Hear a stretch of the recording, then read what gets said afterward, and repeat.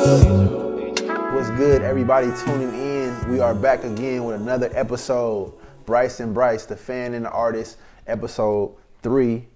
We do this to celebrate, hip hop 50 years of hip hop, which is 2023. So every time we come, every time we show up, that is the goal and purpose of what we're doing. And today is special because we have our very first guest. Yes. My brother, SoundsxGoodall, also my DJ, and so we will get into that, DJing, his history. Thanks for having me. Go ahead, Pop. Yeah, man. Thanks for coming out. Good to have you. Thank you. See, we got the cool glasses on. I gotta get some glasses like that. Yeah. But Kev, my upbringing. Actually, I told Bryce I wanted to be a DJ growing up. Mm-hmm. I actually had the whole turntable, and I won't even take away from your story by telling that story. but at any rate, I'm jealous of you because I wanted to do that growing up. That was my dream. Yeah. And then here's the thing about hip hop. The DJs been in the forefront.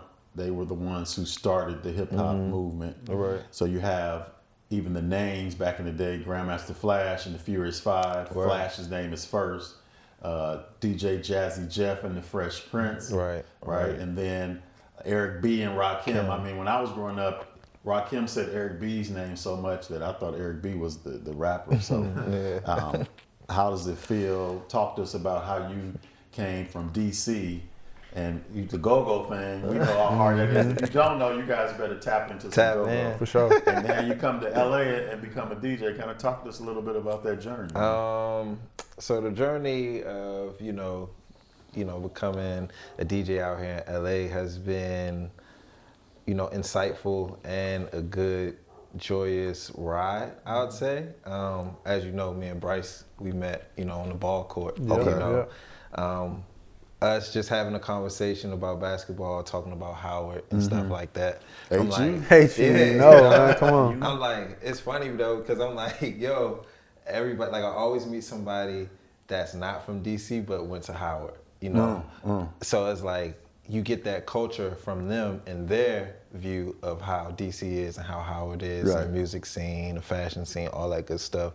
Versus me, I'm like, man, I'm from here. Right. I got a one straight view, tunnel vision, 992s, Nike boots, excuse me. But yeah, man, it started like I said, on the ball court, and we started talking about music, and he was like, yo, you want to be my DJ? And I was like, sure. I was like, all right, cool, we can do that.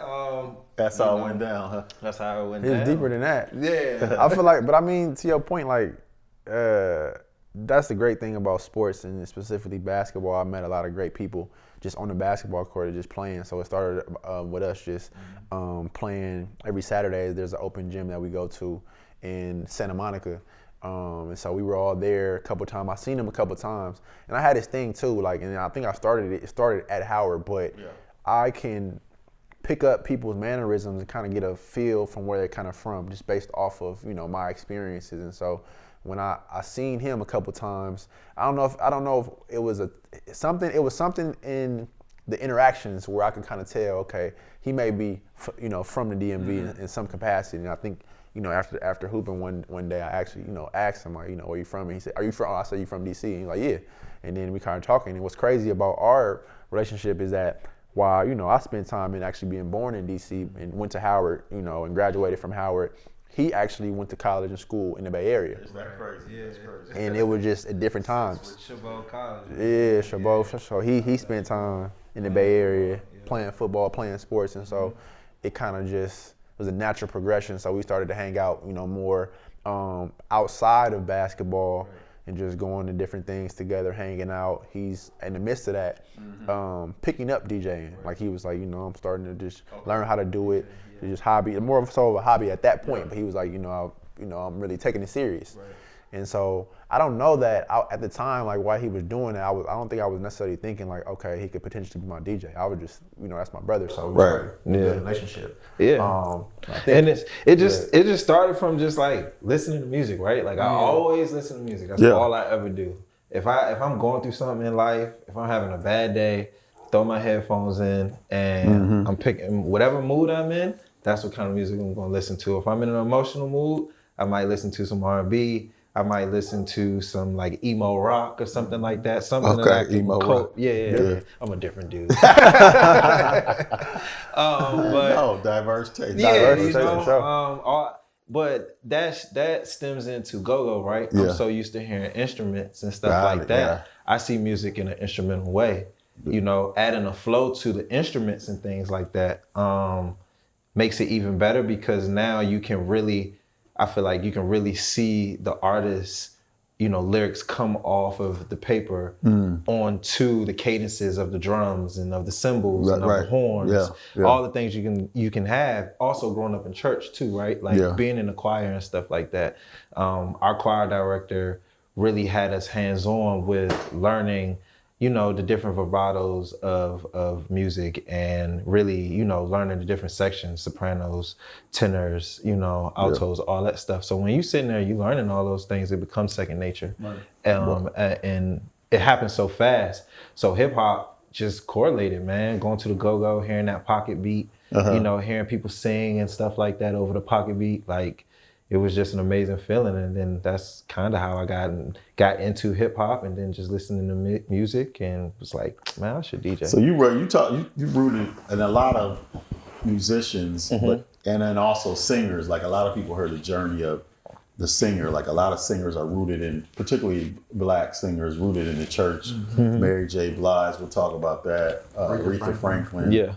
So, but I remember we had a conversation and you were saying that the combination of church, but then also your grandfather and the records that he played had an impact on you. Can you recall like what kind of music he was playing? Like how that influenced you when you started playing in church? So, granddad, this is my granddad, Charles Goodall, great Shout man. out to Rest Charles. in peace to Rest my in man. peace, Mr. Goodall. My man used to have the Canadian Miss and the Paul Masson and a 12-pack of Slits.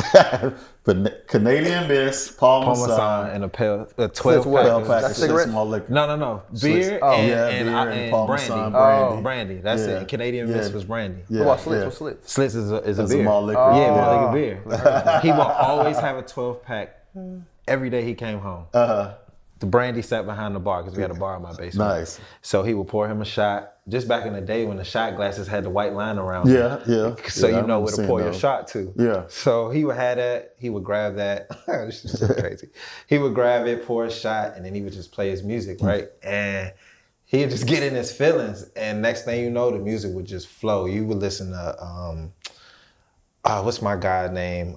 David Ruffin, man. He would listen to David Ruffin. That's one of the greatest voices out there. Suddenly he came into my life. Oh my God, he walk around the house singing it all day. My grandma would be like, dog, shut up. Like, we had enough. Right. Like, we've had enough. He's singing that same song. Was the music turned up? Man, up. To the point where my man started getting into technology and he started to buy portable speakers so he could put the speakers outside. I love it. And play his music. Yeah, that's dope. So he would listen to David Ruffin, Temptations, 5 Heartbeats. People don't really know 5 Heartbeats only got like 1 CD. They don't have a lot of music. It's to the point where people didn't even know if they were really a real group or not. You know what I'm saying? Yeah. What else? I always told you about Ronnie Millsap. That was like a country singer guy, right? He would listen to so much stuff. I remember when Set It Off, the movie came out. He played Missing You, burned a damn hole in the CD because he just loved the record so much. When Next came out, man, he would play Nex's music all the time. And it really went from the 45s to the little small vinyls, A-Track. I remember we had Thriller on A-Track. Yeah. Man, if you don't remember what A-Track is, folks, please look it up. Yes. Yeah, you know, so those are pretty much Patti. He would play Patti for my grandma. Patti LaBelle? Patti LaBelle. Because that was my grandma's favorite artist. So, you know, he feeling himself that night. He want to send a message to her while she was just chilling. He'll play some Patti LaBelle. Did they influence you to get into the choir and my grandma for surely, because she was like, boy, you going to church. Yeah, that sounds like that's a staple. Like, that's a staple.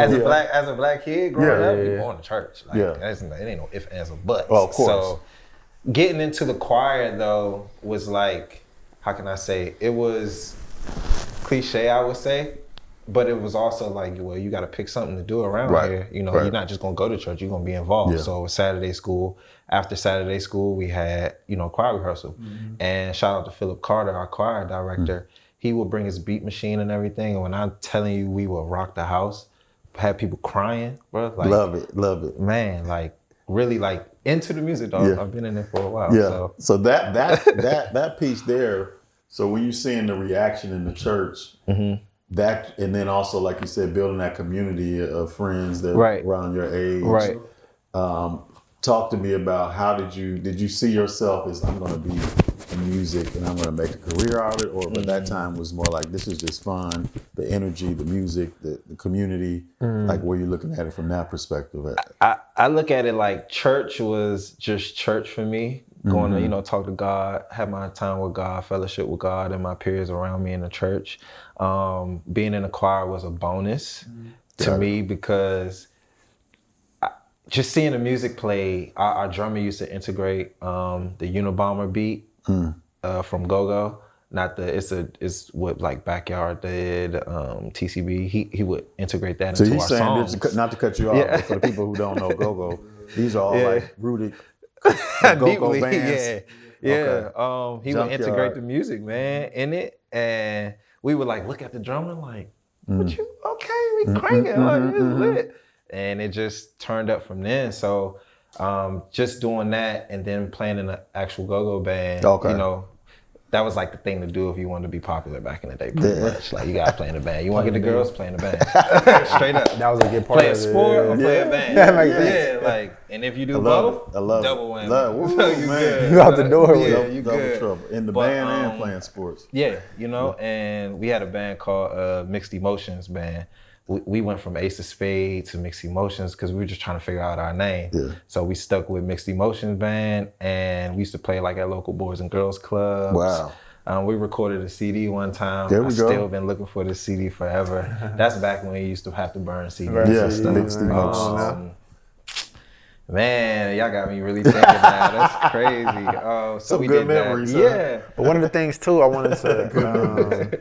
It's funny because, you know, in the Bay Area, what has dominated, you know, the region for almost a little over 20 years now is the hyphy movement, right? So you know about that movement. You know, that's something that, you know, the staple and has been a staple in my city. And I think I related to being in DC and spending time in DC to the go-go because it's one of those things where until you're actually there and you're in it, immersed in it, you don't may not appreciate it, you may not understand it. So talk about it's our signature, but it's a smaller, you know, it's a regional thing in a sense. Like people from the region appreciate it and love it. Outside may not understand it, but those that do, you know, they do. But can you talk about like what is go-go? Because we hear about it a lot, we know it, but what is go-go in your opinion? So go-go, people, is not pots and pans. So don't let them fool you. It's not pots and pans. But yeah, go-go stem from the good Chuck Brown. Rest in peace. Run Joe. Ooh. Taking it back. Run, he had the Christmas carols. He had the policeman at the door, all that. So then you had them, like for me, it was Chuck. It was EU, Sugar Bear, you know, sardines, pork and beans.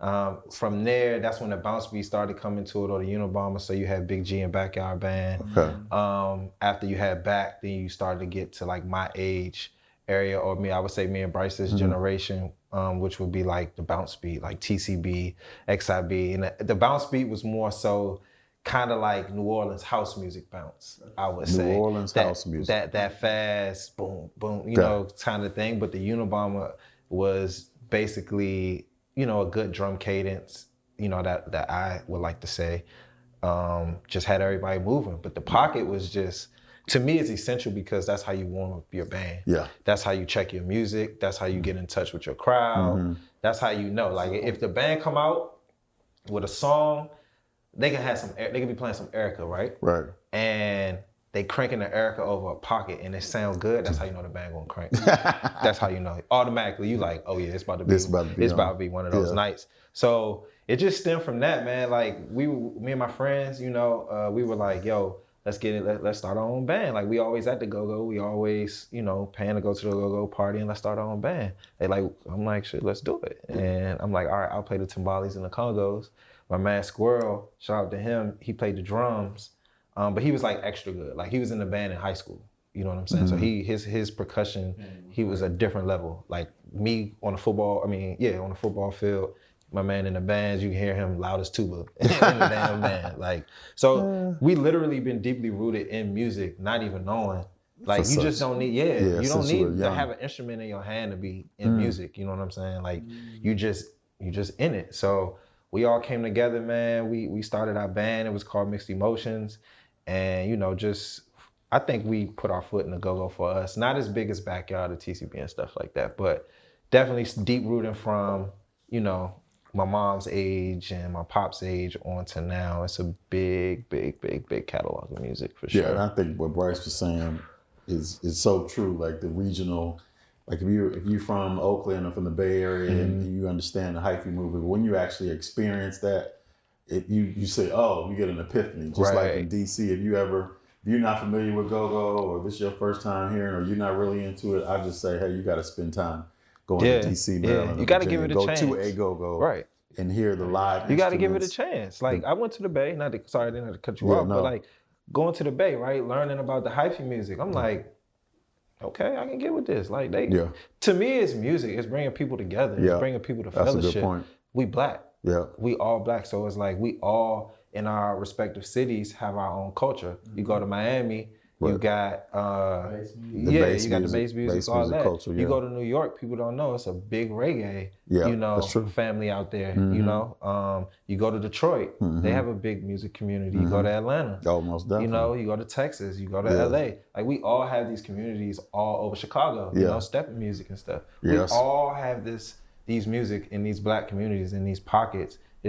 It's gonna take for all of us to like open our minds and say, ooh, this is some cool stuff. Yeah. Like Luke and them was going crazy back in the day. You know what I mean? Like, believe me, I know. I know. You know, so how did you tell me about, I'm always interested to hear like a person's first experience, particularly generations into hip hop. Like who was the first person that you heard or the first song and you're like, oh man, I love this music. Man. What was that? Do you have a memory around that? I have a memory. My pops, like I was saying earlier off camera, man, he, you know, chilling in his Pathfinder, 96 Nissan Pathfinder stick shift, dog. That's a DC staple. Man, we would ride to B-More because I went to elementary school for like a year in B-More. Oh, wow. Cecil Elementary, but I was getting in too many fights. They ain't like us from down there, so I had to take it back home. So he would listen to Scarface. That was who I really one of the greatest. Like remember vividly, like really listening to because, man, never seen a man never seen a man cry till I seen a man die, and it just used to be so gutter raw and ranchy, and I was like, I'm like 8, 9 years old, riding with Pops, thinking I'm a gangster, like I'm with Pops my dad, putting you on bro. to some good stuff. Yeah, you know, so we would listen to that, Life After Death. Some classics. Yeah, some classic stuff. Ghetto Boys, as I was telling you. But my pops was also an R&B head, so Usher was in that too. But yeah, that's how it started, man. And then I transitioned for me, like when I really got into music, it was more so the mixtape era that I was talking about earlier. So Wayne, like really being on Wayne, really being on the SQ mixtapes, the Squad Up mixtapes, going into just, I would say like Drake. When I moved to the Bay, like I worked at Up Against the Wall, Southland Mall. I forgot about Up Against the Wall. It's a clothing Southland Mall, yeah, man, worked there. And I'm like, yo, who is this dude? So my manager at the time, my manager Erica, shout out E, she was like, oh yeah, this is Drake. You know, funny story about Go-Go too, I'll go back to that. They playing this Drake, I'm like, man, I like Drake, like he cool. So you're in the Bay Area at this time? I'm in the Bay Area at this time, and they playing all this music. So that's like I said, that's when I learned about Drake, and Rick Ross was one of my highest on my totem pole at that time. Young Jeezy. Being from DC, right? We're so South. People don't consider us South, but people don't really realize that we are Southern. Like we are South. Like Mason-Dixon line right there. Yeah, you know what I'm saying? So Gucci, Jeezy, everybody in the South we were listening to. Big 808 rap, you know, that's what we were heavy on. I think because I enjoy music, I stem to more lyrical rap. So when Beanie Siegel was cranking, you know, Young Guns, Memphis Bleak had a couple hits. Lil Flip had some hits back in the day. If you take it more north, you know, of course, Jay-Z, the GOAT, you know. Right, yeah.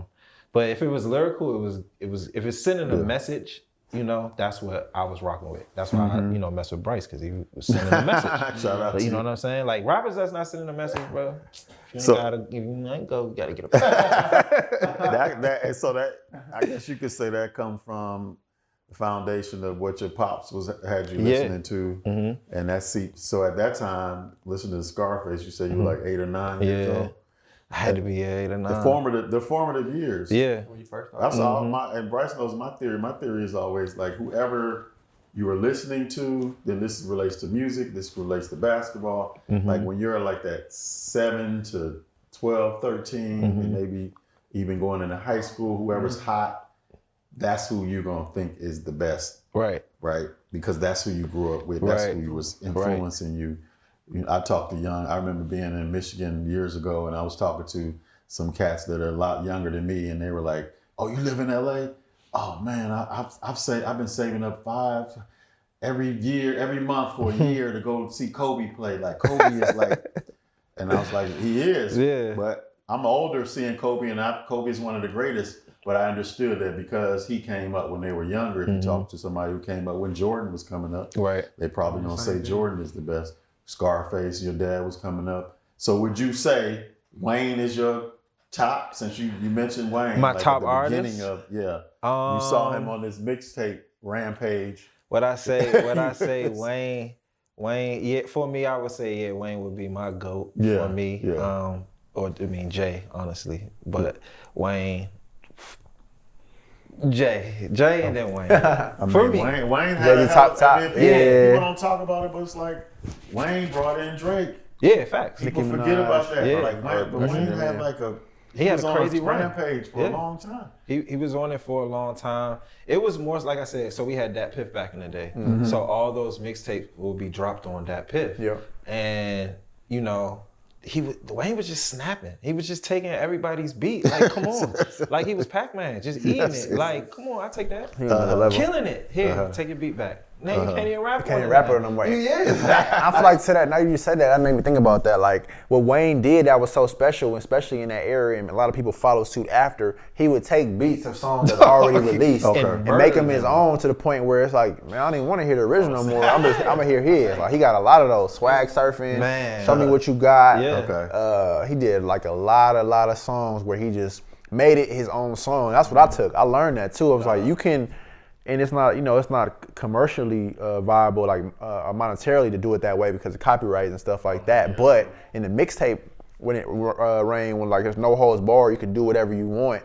Being able to take a song and it's a song that people are already familiar with, but you make it yours, like you get a new song. That was a skill. He did that effortlessly, like, time and time again. Dropping it, like Wayne is literally one of the guys that was dropping music, like one of the first. Now everybody's dropping music after music after music, and it has no substance. That's just my opinion, though. Like it has no substance to me. But Wayne was dropping it, and that shit was popping, bro. Like everything. Like it was like, damn, beat after beat after beat, mixtape after mixtape. I'm like, who's gonna stop him? And then you come with the Young Money, like you said. You come with Drake. Now he like, I ain't gotta do nothing no more. I give you these guys, and then they start doing it.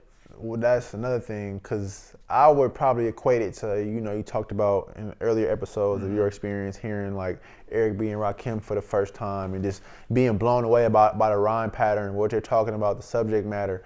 I vividly remember being in probably like end of 8th grade, but definitely 9th grade, early high school, and just being blown away about like the music or what he was saying.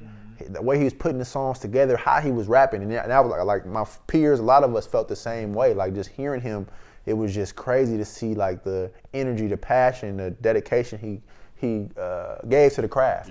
And so that's why, like to your point, I feel like you ask a lot of people who grew up in our time period, they would say the same thing. And then you're having the advance of the internet, so we're seeing it in real time on LimeWire, YouTube, different apps, and so I feel like it was just that was just something. Yeah, I can't argue with that. Yeah. I mean, obviously, he wasn't on. You know, I was an adult, obviously, but I still remember, you know, from you and then Nick, like them telling me, okay, Wayne's putting out this mixtape, listen to this, until he started making albums, and even then he was still had a run. So I had to, you got to respect the work ethic. Yeah. Like everybody has their favorites. Mm-hmm. We all have our favorites for whatever reason, but you always got to respect those people who, you know, put in the work, whether that's your favorite or not, right? Sure. Like Magic Johnson is my favorite basketball player.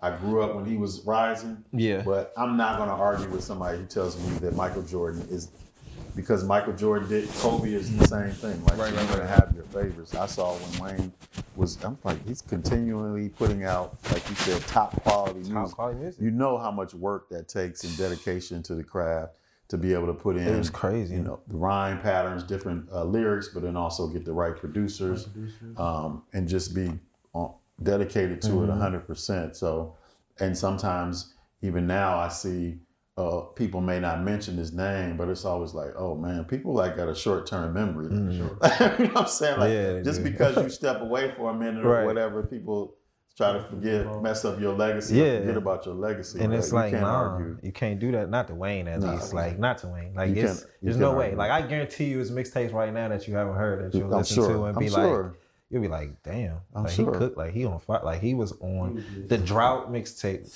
The Squad Up mixtapes was his first, like, mixtapes he put out. And he was going crazy on those. And then it was from that to the Drought. And then the Carters started coming out. Yeah, the Carters started coming out. Then freaking No Ceilings and these are not like one album things. These are a plethora of albums. Yeah, you know what I'm saying. Like No Ceilings was what, like 3 or 4, I think. The Drought went up to like the Drought 6. Wow, like, bro, at the Squad Up mixtapes went up to SQ5, I think. Like he got crazy projects of music that's actually great music. Yeah.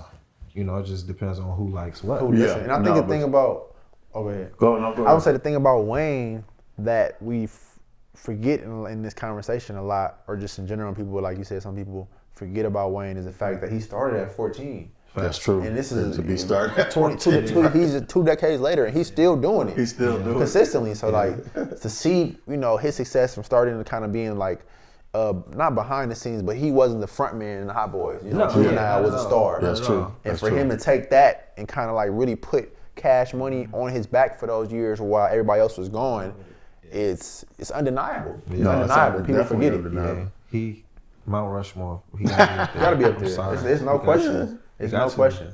So I'm gonna switch gears a little bit, Goodall, and talk about, as you said something earlier that I was gonna go back to when you were saying how you hear music. I can't remember the exact term, but you know what I'm talking about. Yeah. So how does that play out as a DJ now when you're DJing? Like, how do you DJ a party compared to when you DJing with Bryce on stage? Like, talk to us a little bit about that. So for me, a lot of people don't know, I'm low key like shy. Like I'm like, no cameras. But Bryce would just be throwing me in the damn fire. There we go. Yeah, he'd be like, come on, bro, we got a show. And there we go. Like, you sure you want me to DJ this show? Because I'm not sure. Pushing it. But I'm like, he believe it, so I believe it. There we go. In there. But yeah, basically, it was just for me because you hear the instruments live so much for such a long time. You know how the cadence should sound. You know when there should be a bridge. You know when you have to go up a note. You know when you have to run. You know when you need an extra cymbal or stuff. You know, stuff like that. So for me, it was kind of like science in a way. Yeah, it seeing all you know, all these different, you know, objects come to life and make one big sound. So now for me, listening, you know, fast forward, it's like for me, I'm an 808 guy. I'm a big 12 in the trunk. Okay. I'm trying to hump the block. That's what we call it back home. You hear him coming down. Yeah, hump the block. My grandma used to be like, here he comes.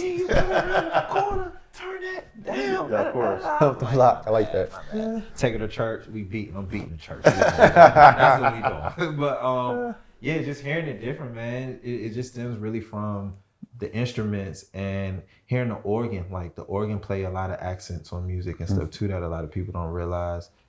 prime example, like when your preacher finishes his sermon, he's always, getting that hype man from the organ, Went to church today. You know what I'm saying? Yeah. So it's like when you start to see stuff like that, you start to pick it up. Like, this is kind of like he kind of doing a little outerlude or interlude kind of thing, you know? Like Bryce would send me some stuff, and I'm solely listening to the music of it before I'm listening to him rap, because I want to see what the beat is talking about. If the cadence is too much, this beat may need more bass guitar. Like he always tell me. So the first thing I listen to is the bass guitar, because I feel like that's the blues of your beat. That's the heart. That's the meat to me. You gotta hear that boom. That bang. Sure. If you got that good 808, you got that good bass on your track. Harmonizing with how you're rapping and how you're singing and stuff like that. That's everything. It is going to take it to another level, because now what people don't realize, those vibrations from those sounds, literally you feel them in your body. Ooh, you know what I'm saying? Say that again, man. That's some science for you guys. I always tell people music has a frequency. Yeah. So the vibrations from the music will hit your soul. It hit your soul in different ways, man. Like, think about it. Every time you hear a song, I guarantee you bring back a memory. Oh, definitely. You know what I'm saying? Bryce and I talk about that all the time. Yeah, bring back it. Like, if I hear a church song, I can tell you, like, oh man, dang, I remember when I was in church on this Sunday and I caught the Holy Ghost on this day, kind of thing. Or, just listening to like Future, my man. If you know Future, Future's one of your top five. Yeah, easy. Future, my dog. Shout out Future if you see this, bro. But seriously though, like just having that 808 and him, you just sliding across the 808 crazy. It just, I felt like I was Future. I ain't gonna lie. I felt like I had the girls, I had the pounds in the trunk. I'm out here getting it. Gucci had me the same way. Same way. Like that's just how the music vibrations. Makes me. Yeah. So if I'm not feeling it, I can't play it like that. I can't DJ it because I'm not feeling it. Like I have to be locked in. I have to do it a certain way in order for me to feel it, because I feel it in my heart. It's all. I mean, it's all energy, frequency. It's also science to it, right? Yeah. When you were talking about the scientific piece, I thought about listening to Grandmaster Flash. Think about science. Like he was saying that he was trying to figure out how to scratch, and the slip mat was not working. So he took the slip mat and took some thread, some material, went to the material shop and kept playing around with different material and made his own slip thread to go under there. So when he was scratching, it moved. Right. I'm like, come on, dude. Like, this is genius. That's science. Right? You really We created something. We always create something out of nothing. Right? Nothing, man. Literally. That is mathematics. That is science. That is literally all these creative pieces. Literally. But what we're talking about is that music has memories and food brings memories. Oh, yes. The fact is that when people would ask me about a dish, if they can make it because their mom or grandmother would make it, I would always say, I don't know if I can make it like them, because I know it's more than just the dish. It's the memories around it. Yeah. Kitchen you were sitting in, what your grandmother, your mother was talking about, all these things. And so that's why I'm always telling people, like, music there's a frequency, right? There's a spirit to it. It's definitely. What's lucky about a DJ is like you got control over that. Like, have you ever DJ'd an event and looked at the dance floor, the crowd, and be like, wow, I thought that song was gonna hit like this, or I didn't think that song was gonna hit like that. Yeah, and see it. I look at the ratio, right? If it's more women than men in the party, I'm going to cater to the women. Yeah, smart man. I'm always going to cater to the women no matter what. But sometimes, you got to have a lot of men in there. Now you got to, play some stuff. Right. But I always just go with what the women are feeling, because those are the ones, or they are the ones that are going to light up the room. I feel like if you see them in a good mood, you see them having a good time, That's true. That's going to help the guys open up, Like if you go to a club, you ever pay attention, right? Who's always singing? Girls. Women. To the top of their lungs, right? Dudes be too cool. Too damn cool to sing. You know what I'm saying? Then you got people like myself or Bryce shit, we in the function too. We turned up. Like, we in there. Really, so, there you know go. What I'm saying? For sure. I try to cater to the women because I'm like, shit, they gonna They carry gonna get me the parties out. up. Let me see what kind of mood they. If you coming in the door and you I can tell you in a good mood. I'm off top playing Usher Superstar. Wow. I'm going crazy. Like I'm picking that song that I know you're going to jam to, and then after that, I'm going off the instruments. I'm seeing what your body's moving to, what your atmosphere is like at your table. You know, Nice. I don't like doing clubs because I used to go to clubs all the time, partying heavy. That's not really my scene no more. But for more so now, I would say I did a couple engagement parties. I've done a few art shows. Yeah. The art shows were more so, Afro-centric, I'll say. Yeah. You know, a lot of Indiari, a lot of Erykah Badu, a lot of Amapiano, which is South African. Okay. It's like a Afro beat, but has a lot more instrument to it. I feel like it's more organic than an Afro beat. For sure. So I would just play stuff like that. And then engagement parties, you know, it's all about love. I did a couple weddings. It's all about love. I got a tip one time doing a wedding. $5. The lady was like, "You're doing so good." Than that, brother. It was so crazy because it goes back. Yeah. It goes back to seeing her give me the tip in my hand. In that moment, I was playing Tevin Campbell. Can we talk? Yeah, I was playing that, right? And she gave me the tip. And I looked at the crowd, and she was like, "Thank you so much. You got a card. Like, you're absolutely amazing. Like, we'd love to hear from you again." And I was like, "Damn, Kev, you might have arrived, dog.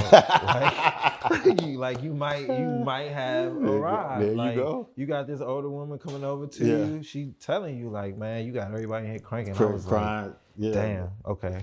This That's is what I just heard it's coming out. Tevin Campbell's doing it uncensored. He said that son was originally for Usher. Oh, I'm glad he kept it. Yeah, I'm glad he kept it. He said, but this what he said too. He was like, it's my song. I put my thing on it. No disrespect to Usher. Yeah, I feel like I put my foot in that song. I seen a recent clip with him not performing it in a club, but I think they were celebrating the song. I want to say it was the 25th anniversary before the song. I think I'm not sure. Don't quote me, people. But they was just in the club singing, and bro was just sitting there crying. Yeah, because it was just magical. Yeah, you know what I'm saying? Like that's like how you was when you did your album release and you did Granny song. Yeah. You know what I'm saying? Like the music literally has the power to bring certain stuff out of you. Oh man! And Can You Talk? I mean, shout out to you for having that in your library, because that's one of those songs. Yeah, I don't know a woman that doesn't love that, and then they're gonna sing it. Gonna sing. And like you said, that's gonna bring a whole nother energy in the party or whatever. And it's like, for me, it's predominantly black in these establishments that I play at. So why not try to increase that black love in that space? In that space, you know what I'm saying? So that when you're there, when you leave, you're like, damn, I had a good time with some black people. Right. And you know what I'm saying? Like, it wasn't no fighting, wasn't no BS. We need more. I had a good time. We need way more. Like, damn, I want to do that again. Yeah. You know, that's how I look at it. You creating that, like you said, you're a DJ is so powerful because you're like the conductor of this environment. For the time that you're there, for those couple hours, you have the ability and power to make people feel free, but they may never get anywhere else. Right. They can come into this establishment for extended period of time. They can feel good. They can feel love. They can feel value. They can feel seen. Right. You can do all of those things by just playing certain music. Yeah. Right. And you've been able to do that time and time again. So I feel like you said, your whole thing is just to, heal. It's healing through music. Right. It's therapeutic. And so that's one of the things that I really appreciate about you and like the music that you do. When you have when you have events, or even at my shows, when you play music that makes people feel good. Right. And a lot of us.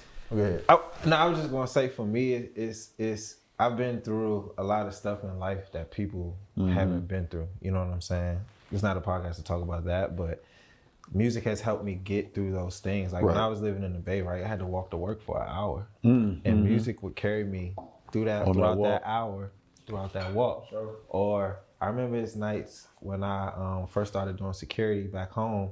I would sit on the dock at the Georgetown Harbor, literally sit on the dock and like cry and listen to gospel because at times life was hard. You know, I didn't know what kind of dad I was going to be. Yeah. I know the expectation that I had for myself, but it was like, damn, are you going to meet it? Yeah, that's real. Are you being a good dad? Are you doing this? And I worked overnight and it would just be me, the water. And my music. Your music. And I used to sit there and I would listen to it. I would cry sometimes. I would just breathe. I would miss my granddad a lot of the times. Like, I felt like those moments in life really like kept me alive. You know what I'm saying? Because if not, ain't no telling what would really what Kevin would be. So that's real. Thank you for sharing that because to your point, I mean, it's a healing tool. It can be a healing tool as well. Yeah. That's why I always say like people are sometimes think or don't. Their consciousness isn't there on the understanding of what music can do. How you can have influence over people's lives, whether that's positive or negative. Right. And being a DJ, like Bryce said so eloquently, like you're the conductor of creating that environment. Yeah. I want to ask you before we close out, like I gotta ask you like your top 5. You gotta get into that. I know people hate that conversation. Top 5. Let's go get tricky. Let's go get tricky. Oh God. Get tricky. Top 5. And, you know what I was thinking the other day, Kev? And Bryce, you tell me of this. I was in the car thinking like, dang, is top 5 just one lyricist? Because if I had to, there's some groups that are in my top 5. So I'm gonna open that up today. Like it doesn't have to just be one just a single MC, artist. single artist. It can be a group. Okay. But I'm curious. But Bryce hip hop gave me his. Yeah, Bryce gave me his. So and this is just the 5 that I like, right? Yeah. We're not talking about lyrical or nothing like just your 5. Your top 5. Yeah, all right. No order, right? I'm good. All right, cool. Top 5. Thank you. Wayne, Ross, Jeezy, Jay, Drake. Wow, that's a man. Honorable mention, I'll go Cole. After that, Kendrick. Cole and Kendrick are an honorable mention? Yeah, for me. So that's. Oh, my bad. I'm so disrespectful. My guy Wale. Oh man, Wale. Yeah. All day, DC, all right? day. Yeah, you know those 3 after that 5 I named, all day. I can't argue with that. Do you have like a DJ that you follow, like a DJ Drama or DJ Khaled or? So music wise, we grew up that Piffer was Gangsta Grills, which was drama, DJ Drama. Outside of that though, I would say DJ Alizé. Sure. He's Alizé? Yeah, DJ Alizé. If you ever was listening to the radio back in the day in DC and you hear DJ Alizé, that was Alizé. So he's the one that really, you know, gave me the courage to really DJ. I reached out to him. I didn't even know he was home. So crazy. I gotta tell the story. So basically, me and my man I grew up with, my man Dice, shout out to him. He was close friends with Alizé, his brother was. We had no clue. So I started DJing, I seen Alizé, I seen it was from home. I was like, yo, man, I really want to DJ. Let me reach out and just see if he mess with me or not. So I reached out and sure enough, bro was like, pull up to the Dime in LA. The Dime Bar? Yeah, the Dime Bar. He was like, pull up to the Dime. I was like, oh, okay, bet. That night, I'm like, damn, should I go? Should I go? You were nervous? Yeah, I was nervous. I was like, shit, should I go? Like, I don't know this guy. I ended up getting some courage. B was like, man, you gotta go. So there we go. I'm like, all right, bet. So we go or whatever, right? We get there, I meet bro, had some drinks. He cranking, of course, playing all the old school stuff. Yeah. Old school crowd too. I didn't even really know that. Bars like that. Old school, he cranking. So he's showing me certain things. And the crazy part about it, he was like, dog, DJing, he's like, it's just like playing basketball. You start here and you work your way up. And I just tried to take that in. Because he's a well-known DJ, like he worked with Biz Marquis, that was like his mentor, his dog. In peace, Biz. Rest in peace, Biz. I try not to like overuse it. You know what I'm saying? Like I try to call him in like break glass emergency situation. Like, yo, I got stuck here. I need some help. And every time I do it, he's always helping. Like he's always like, yeah, bro, I got you. Say less. He the one that told me like, yo, get off the analog, get off the digital. You need to get on this vinyl. Oh, yeah. I was like, say less. So I took my ass to class. Yeah, I remember you did that. I went and bought some vinyl players. And, you know, what they say, two decks in a mixer, mixer and 2 decks. So I went and got it, and ever since then, I feel like it heightened me. Sure. So, that's a beautiful story. Shout out to Alizé. Because that also speaks to, Kev, like the power of mentorship and always being open to, reaching back, man, and understanding like people, different places, right, in their careers, and that we all have the ability to support and help someone else. Yeah. So for him to do that, I mean, that's powerful. Yeah. Because, you know, sometimes some people, unfortunately, like to just keep all of their stuff within themselves. It's like we can't do that for everybody. If we want to grow as a community, man, it's like we got to be able to help the next person. Yes, we have our own lives. We have bills to pay. We have stuff to take care of. But at the end of the day, we still can't be selfish. You know what I'm saying? Like, at the end of the day, you putting these kids out here, right? You having these kids and stuff like that. They're going to be living longer than you. You know, you would want them to have their own congregation and their own families and things like that down the line when we're not here anymore. That's true. You know what I'm saying? So why not take something of some substance like music or basketball or something like that, or cooking, and use it as a tool to keep your community together? That's the only way you got the black neighborhood. Well said. So thanks for sharing that story. Remind me, I mean, Biz was a big staple in DC. He actually lived in the DMV area, even though he traveled.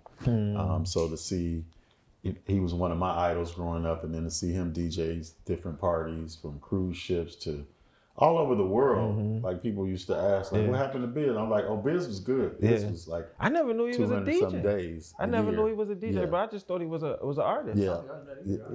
Like I'm pretty sure he, mess around, but I didn't know he was a DJ. Yeah, no, he come out. Magic Johnson used to have him come out and do parties. Like my wife Kim, she used to have him do some parties that she had. So he was on a cruise ship for a whole week or so. We went on a cruise ship DJing, like him and Cool V. Shout out to Cool V. Cool V still doing it, carrying on the legacy. But so to hear like Alizé knows Biz, it's probably helped him. It's all each one. Everybody gotta reach back.